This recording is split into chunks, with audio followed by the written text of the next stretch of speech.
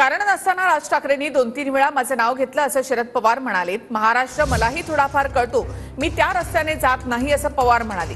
राज ठाकरे यांच्या आरोपांवर शरद पवारांनी हे स्पष्टीकरण दिलं। शरद पवारांकडे आज त्या वयाचा बुजुर्ग माणूस सत्ता नेता महाराष्ट्रात तरी नाहीये। पवारांनी भूमिका घ्यायला पाहिजे की हे असलं जातीचं राजकारण महाराष्ट्रात पसरता कामा नये, विद्वेष पसरता कामा नये। तुम्हीच हातभार लावताय त्याला, तुम्हीच सांगताय महाराष्ट्राचा मणिपूर होईल। पण याचं राजकारणच मुळात तुम्ही पहिल्यापासून जर बघितलं ते फक्त जातीमध्ये विद्वेष पसरून या सगळ्या गोष्टी करायच्या, याच्या पलीकडे याचं दुसरं राजकारण नाहीये। राज ठाकरेंनी 2-3दा माझं नाव का घेतलं मला कळलेलं नाही, कारण मी या रस्त्याने कधी जात नाही।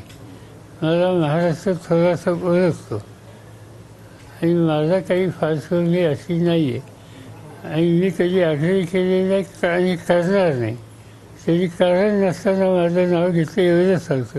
मी सुद्धा मराठवाड्यात फिरतो, मलाही लोकांनी आढळलं, मलाही निवेदन दिलं। असं हे फारच करतात, मला निवेदन द्या, मला आजोबा